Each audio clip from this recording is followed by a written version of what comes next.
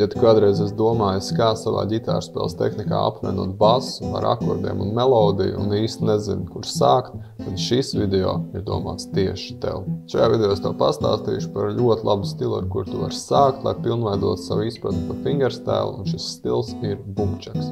Bumčaks ir viena no populārākajām country, folk un bluegrass mūzikas tehnikām. Šī tehnika sastāv no divdaļīga pamata patērna, kur bum ir basa nots, bet čak atbild uz augstākajām stīgām. Bum parasti tiek spēlēts uz 1. un 3. sitienu, bet čak kā atbild uz 2. un 4.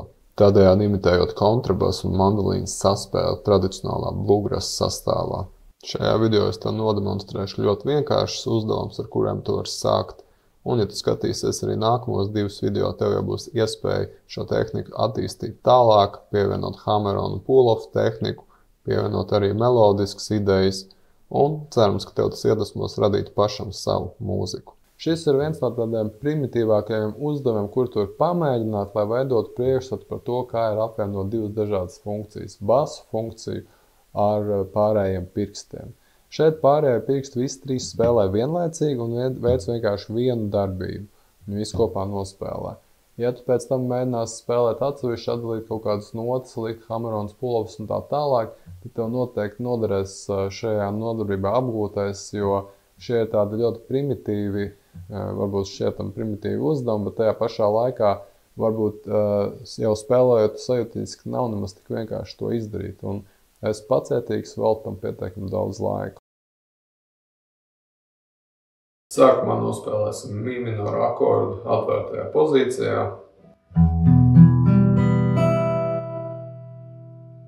Un pirmais uzdevums ir nospēlēt bumčaka stilu basa partiju.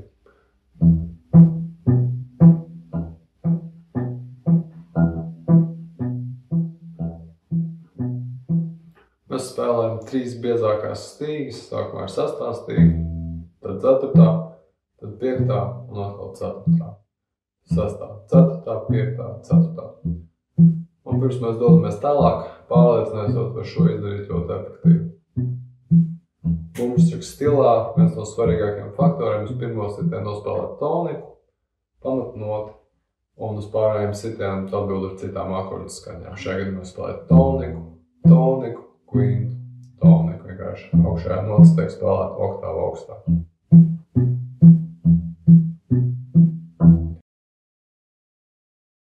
Dodamies tālāk, kad tas izdodās, pievienosim klāt pārējos 3 pirkstus, novietosim tos 3 plānākajās stīgās un iziesim cauri dažādām situācijām, kurās tu varētu šos pirkstus aktivizēt.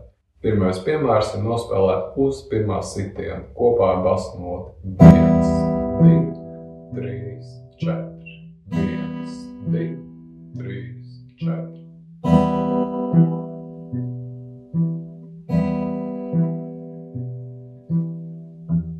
Mazliet ātrāk.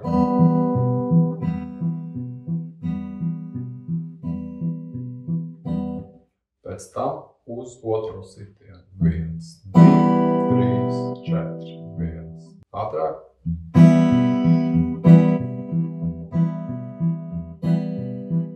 Dodamies tālāk. Nospēlēsim tagad akordu uz 3. sitienu.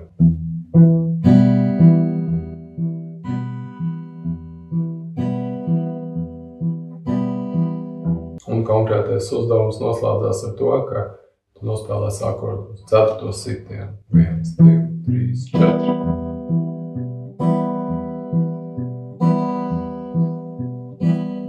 Tālāk. 1, 2, 3, 4. 1, 2, 3, 4. 1. Paprovēsim nospēlēt akordus nevis uz stipriem sitieniem kopā ar basu notīm, bet pēc tam veidojot sinkopētu zīmējumu. Pēc 1. sitiena.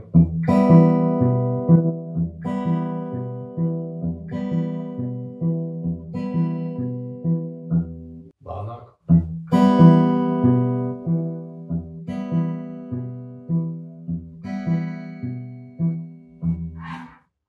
Pēc 2. sitiena.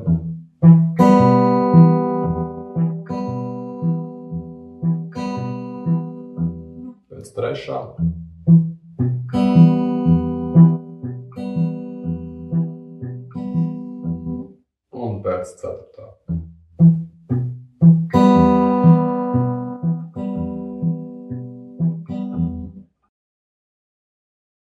Kad tas izdodas, pamēģini šo uzdevumu uztvert vairāk kā muzikālu izaicinājumu un paspēlēties ar dažādām opcijām. Vai brīvi paimprovizēt un pamēģināt nospēlēt dažādas kombinācijas, spēlējot uz vai arī starp sitieniem.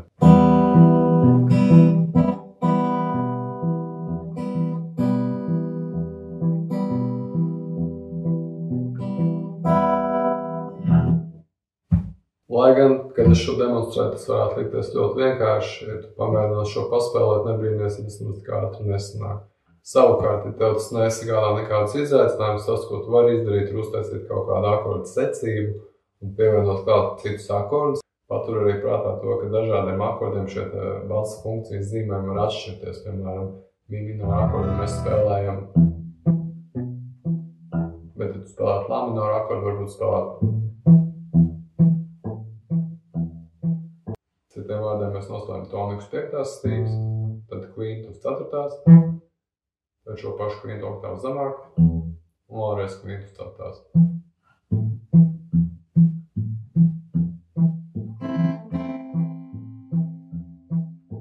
Var uzvērt kādu citu akordu, B7.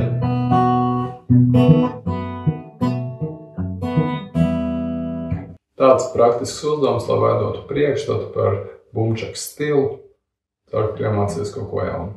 Ja tev šis video likās noderīgs, droši var atstāt kādu komentāru, abonēt manu kanālu, un tas šajā video arī viss.